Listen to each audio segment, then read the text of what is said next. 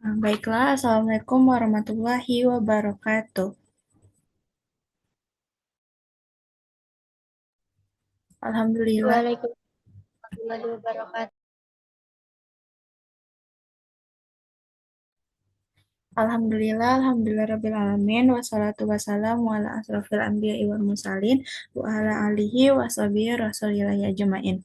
Pertama dan utama sekali, marilah kita panjatkan puji dan syukur kita atas kehadiran Allah Subhanahu wa Ta'ala yang telah memberikan rahmat dan karunia-Nya sehingga kita dapat uh, mempresentasikan hasil diskusi kita pada hari ini.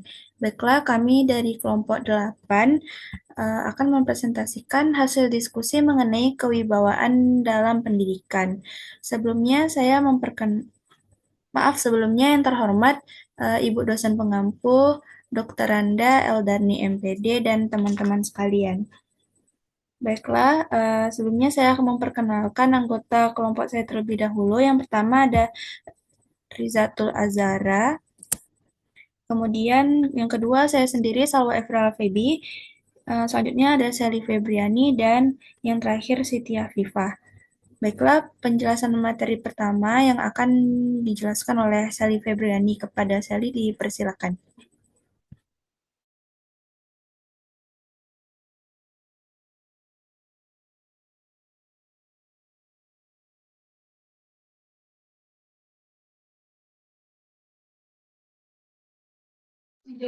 Baiklah, saya Sally Febriani akan menjelaskan pengertian kewibawaan pendidik. Kewibawaan atau disebut dengan Gezak berasal dari kata zigen yang berarti berkata. Yang perkataannya mempunyai kekuatan terhadap orang lain berarti mempunyai kewibawaan terhadap orang lain. Kewibawaan itu ada yang pada orang dewasa terutama pada orang tua. Dapat kita katakan bahwa kewibawaan yang ada pada orang tua yang atau disebut ayah dan ibu itu adalah asli. Orang tua dengan langsung mendapatkan tugas dari Tuhan untuk mendidik anak-anaknya. Orang tua atau keluarga mendapatkan hak dari itu mendidik anak-anaknya sesuatu yang tidak dapat dicabut karena terikat oleh kewajiban. Hak dan kewajiban yang dapat pada orang tua tidak dapat dipindah. Kewibawaan merupakan syarat mutlak dalam pendidikan, artinya jika tidak ada kewibawaan maka pendidikan itu tidak mungkin terjadi. Sebab dengan adanya kewibawaan segala bentuk bimbingan yang diberikan oleh pendidik akan diikuti secara sukarela oleh anak didik menurut Purwanto tahun 1998. Dalam hal ini, Uyah Sadullah dalam bukunya menjelaskan kewibawaan adalah suatu pengaruh yang diakui kebenarannya dan kebesarannya, bukan sesuatu yang memaksa. Selanjutnya, kewibawaan menurut C.C. Wijaya dan Tabrani Rusian yang dikutip oleh Nainun Naim dalam bukunya, yaitu kewibawaan harus dimiliki oleh guru, sebab dengan kewibawaan proses belajar mengajar akan terlaksanakan dengan baik kedisiplinan dan tertib. Dengan demikian, kewibawaan bukan taat dan patuh pada peraturan yang berlaku sesuai dengan apa yang dijelaskan oleh guru. Sedangkan menurut Henry Fayol menjelaskan kewibawaan berarti hak memerintah dan kekuasaan untuk membuat kita dipatuhi dan ditaati. Dari berbagai pengertian yang dimukakan para ahli, di sini dapat disimpulkan bahwa kewibawaan yang dimaksud adalah kewibawaan seorang guru yang memiliki kelebihan totalitas, kekuatan sehingga semua perintah dan anjurannya harus ditaati oleh siswa dengan penuh kesadaran dan sukarela, tanpa adanya paksaan. Guru yang berwibawa di hadapan siswanya berarti guru mempunyai kekuatan yang mempengaruhi anak-anaknya baik dalam ucapan maupun tindakan. Yang selanjutnya yaitu faktor yang mempengaruhi kewibawaan pendidik. Yang pertama yaitu dalam menggunakan kewibawaan itu hendaknya didasarkan atas perkembangan anak itu sendiri sebagai pribadi. Yang kedua, pendidik hendaklah memberi kesempatan kepada anak untuk bertindak atas inisiatif sendiri. Yang selanjutnya yaitu pendidik hendaknya menjalankan kewibawaannya itu atas dasar cinta kepada peserta didik. Baiklah, itu yang dapat saya sampaikan. Saya kembalikan ke moderator. Baik, terima kasih kepada Sally. Penjelasan materi selanjutnya itu yang akan dipaparkan oleh Siti Afifa. Kepada Siti Afifa dipersilakan. Baiklah, sebelumnya perkenalkan nama saya Siti Hafifah dengan NIM 210221112. Di sini saya akan melanjutkan poin B tadi, yaitu mengenai faktor-faktor yang mempengaruhi kewibawaan pendidik. Menurut Samana, ada 4 sumber yang menimbulkan kewibawaan kependidikan seorang guru dalam kehidupan sehari-hari. Di antaranya, yaitu yang pertama, kewibawaan yang bersumber pada kemenangan yuridis. Kewibawaan ini pada umumnya berupa kewenangan formal, ditandai oleh penjenjangan kepangkatan dalam data birokrasi administratif yang secara nyata dilakukan oleh aturan-aturan hukum tertentu dan disahkan surat-surat keputusan tertentu dari penjabat yang berwenang. Yang kedua yaitu kewibawaan yang bersumber dari daya karismatik. Kewibawaan ini umumnya bersifat mistis atau mengandalkan daya supranatural.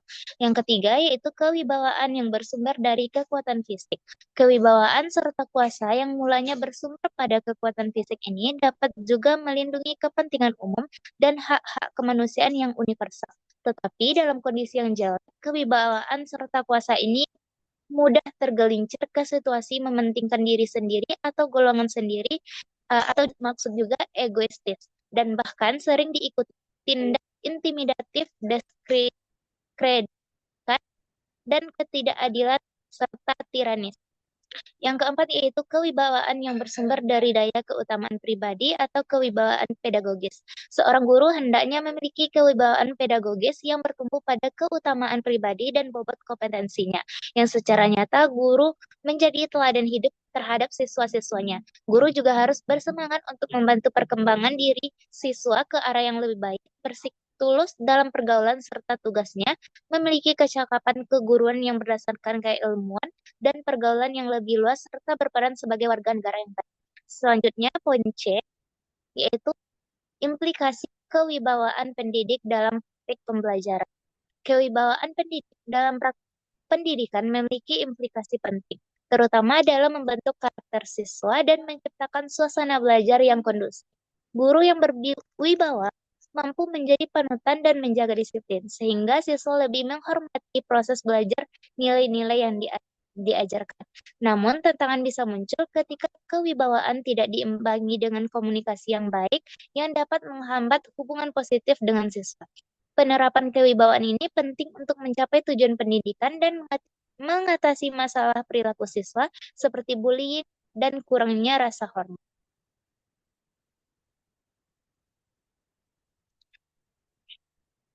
Guru memiliki posisi dan peran yang strategis dalam meningkatkan kualitas proses pembelajaran di kelas.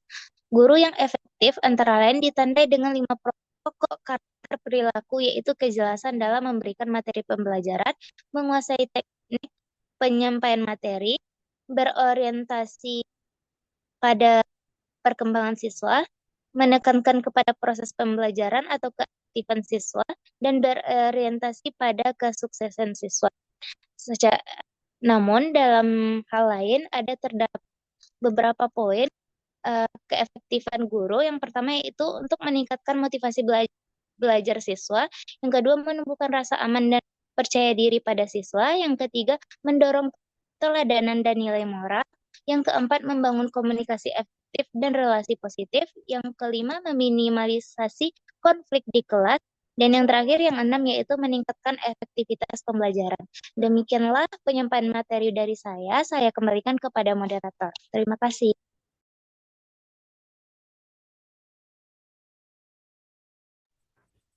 Baik, terima kasih kepada Siti Afifah. Baiklah, penjelasan materi selanjutnya itu yang akan dijelaskan oleh saya sendiri, yaitu yang D mengenai strategi meningkatkan kewibawaan pendidik. Berikut adalah beberapa strategi untuk meningkatkan kewibawaan pendidik. Yang pertama itu, pendidik harus menguasai materi dan keterampilan mengajar yang baik agar siswa percaya dan menghormatinya. Menerapkan aturan secara konsisten dan memberikan perlakuan yang adil kepada semua siswa dapat meningkatkan kredibilitas guru. Kemudian yang kedua, menghargai perasaan siswa dan menyelesaikan konflik dengan adil, memperkuat rasa hormat. Dan yang ketiga, komunikasi efektif dan kepercayaan saling terjalin saat guru menghormati dan memahami siswa mereka. Selanjutnya yaitu peran kewibawaan pendidik dalam pengelolaan kelas. Yang pertama yaitu peran kewibawaan dalam pengelolaan kelas. Yang pertama, menciptakan disiplin. Pendidik yang berwibawa cenderung lebih mudah membangun disiplin di kelas.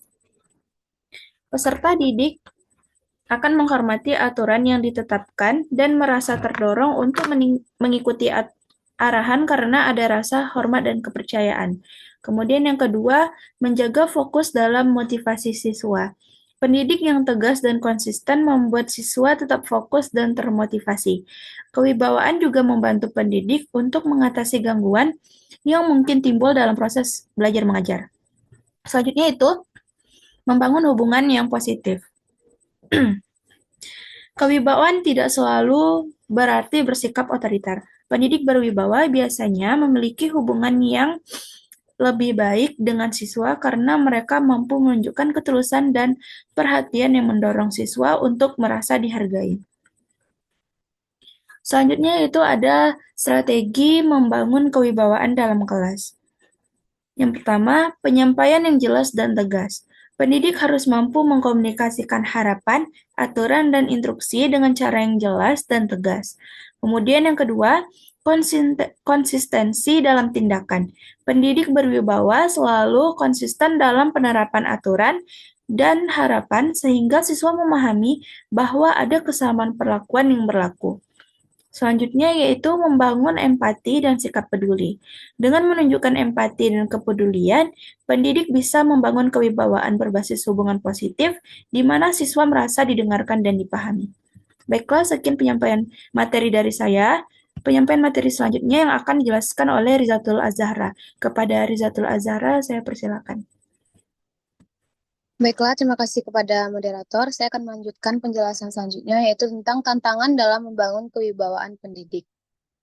Membangun kewibawaan bagi seorang pendidik bukanlah hal yang mudah. Tantangan yang dihadapi mencakup perkembangan teknologi, perbedaan budaya, serta perubahan perilaku generasi yang semakin kritis dan dinamis.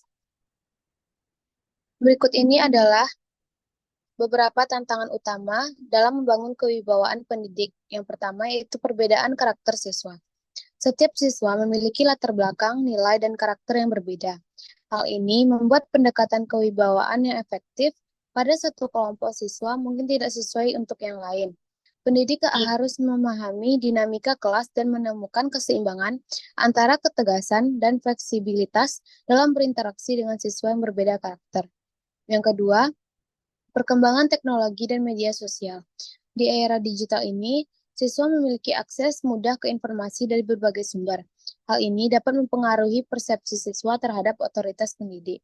Tantangan bagi pendidik adalah bagaimana menjaga kewibawaan mereka dalam menghadapi siswa yang semakin kritis, memiliki pandangan sendiri, dan mungkin lebih mudah meragukan atau mempertanyakan kewenangan pendidik. Yang ketiga, keseimbangan antara kewibawaan dan pendekatan kolaboratif. Pendekatan pembelajaran modern seringkali mengedepankan hubungan yang lebih kolaboratif antara pendidik dan siswa, di mana pendidik berperan sebagai fasilitator. Membangun kewibawaan dalam situasi ini bisa menjadi tantangan karena pendidik perlu menjaga sikap tegas tanpa terlihat otoriter dan tetap memupuk kerjasama yang mendukung proses belajar. Yang keempat, kurangnya pelatihan manajemen kelas yang tepat. Tidak semua pendidik mendapatkan pelatihan khusus tentang cara membangun kewibawaan dan pengelola kelas dengan efektif. Kekurangan ini dapat menyebabkan pendidik sulit menampilkan kewibawaan yang dihormati siswa, sehingga pengelolaan kelas menjadi kurang optimal. Yang kelima, kondisi pribadi dan kesehatan emosional pendidik. Kondisi mental dan emosional pendidik berpengaruh besar pada kewibawaan yang ditampilkan. Misalnya stres, kelelahan, atau masalah pribadi bisa menghambat pendidik dalam membangun sikap yang konsisten dan berwibawa. Jika pendidik tidak berada dalam kondisi mental yang stabil, maka sikap dan keputusan yang diambil di kelas bisa menjadi kurang tegas atau tidak konsisten. Yang keenam, tuntutan administratif yang membebani. Pendidik seringkali dibebani dengan pekerjaan administratif yang dapat mengurangi fokus mereka pada pengelolaan kelas dan hubungan dengan siswa. Tuntutan tuntutan administrasi yang berlebihan ini dapat membuat pendidik kehilangan kesempatan untuk membangun hubungan yang berwibawa dengan siswa.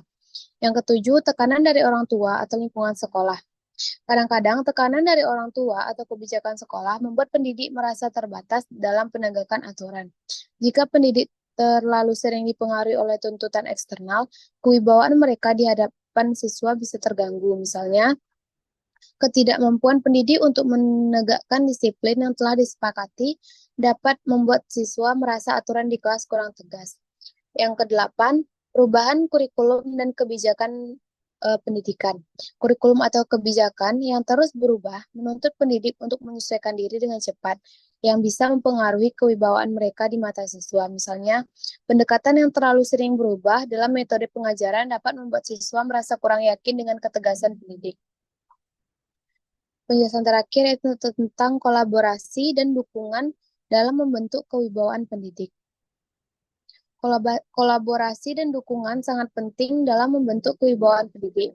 Berikut adalah beberapa aspek kolaborasi dan dukungan yang dapat membantu pendidik membangun kewibawaan yang efektif. Yang pertama, kolaborasi dengan rekan pendidik. Pendidik dapat membangun kewibawaan mereka melalui kerjasama dengan sesama rekan guru, dengan saling bertukar pengalaman, strategi, dan praktik terbaik dalam menghadapi siswa. Pendidik bisa memperkuat cara mereka membangun disiplin dan otoritas. Yang kedua, dukungan dari kepala sekolah. Kepala sekolah berperan besar dalam membentuk kewibawaan pendidik dengan memberikan dukungan dan kebebasan dalam pengelolaan kelas. Dukungan kepala sekolah dalam menegakkan aturan yang diberlakukan oleh pendidik, memberikan bimbingan, serta melindungi kewenangan pendidik saat menghadapi tekanan eksternal dari orang tua atau pihak lain. Yang ketiga, kolaborasi dengan orang tua siswa. Hubungan yang positif antara pendidik dan orang tua dapat memperkuat kewibawaan pendidik di mata siswa. Ketika orang tua mendukung aturan dan pendekatan disiplin yang diterapkan di sekolah, siswa lebih cenderung mengikuti aturan tersebut. Komunikasi yang baik dengan orang tua memungkinkan pendidik untuk memperoleh dukungan dalam menghadapi tantangan tertentu. Yang keempat, dukungan dari komunitas sekolah. Komunitas sekolah termasuk staf administrasi dan tata usaha juga memainkan peran dalam membangun kewibawaan pendidik. Ketika staf lain mendukung aturan sekolah dan nilai-nilai yang diterapkan di kelas, ini memperkuat kewibawaan guru, misalnya penjaga sekolah atau petugas tata usaha yang ikut menegakkan disiplin saat siswa berada di luar kelas dapat membantu menciptakan suasana sekolah yang konsisten dan mendukung kewibawaan pendidik. Yang kelima, pelatihan profesional dan pengembangan diri. Pelatihan profesional dalam bidang manajemen kelas, psikolog anak, serta pengelolaan konflik dapat membantu pendidik mengembangkan keterampilan dan sikap yang berwibawa. Yang keenam, penerapan sistem penghargaan dan sanksi yang konsisten. Kewibawaan pendidik dapat ditingkatkan melalui penerapan sistem penghargaan dan sanksi yang jelas dan konsistensi di seluruh lingkungan sekolah. Yang ketujuh, mentorship dari pendidik berpengalaman. Pendidik yang baru bergabung atau yang masih dalam tahap mengembangkan kewibawaan di kelas dapat belajar dari pendidik yang lebih berpengalaman melalui program pendampingan atau mentorship. Yang kedelapan, kolaborasi dengan psikolog atau konselor sekolah. Dalam menangani masalah perilaku atau kebutuhan khusus siswa, pendidik dapat bekerja sama dengan konselor atau psikolog sekolah untuk mendapatkan panduan yang tepat. Yang terakhir yaitu partisipasi dalam komunitas belajar atau kelompok diskusi. Bergabung dengan komunitas belajar atau kelompok diskusi profesional memungkinkan pendidik untuk berdiskusi mengenai tantangan yang mereka hadapi dalam membangun kewibawaan. Melalui komunitas ini, pendidik bisa mendapatkan wawasan baru, belajar dari pengalaman orang lain, dan memperkuat keterampilan kepemimpinan yang ada di kelas. Mungkin sekian dari saya kembalikan kepada moderator. Baik, terima kasih kepada Rizatul Azhara yang sudah menjelaskan materi terakhir. Baiklah, sekian presentasi dari kelompok 8. Mohon maaf apabila ada kesalahan dan kekurangan. Diakhiri, wassalamualaikum warahmatullahi wabarakatuh. Waalaikumsalam warahmatullahi wabarakatuh.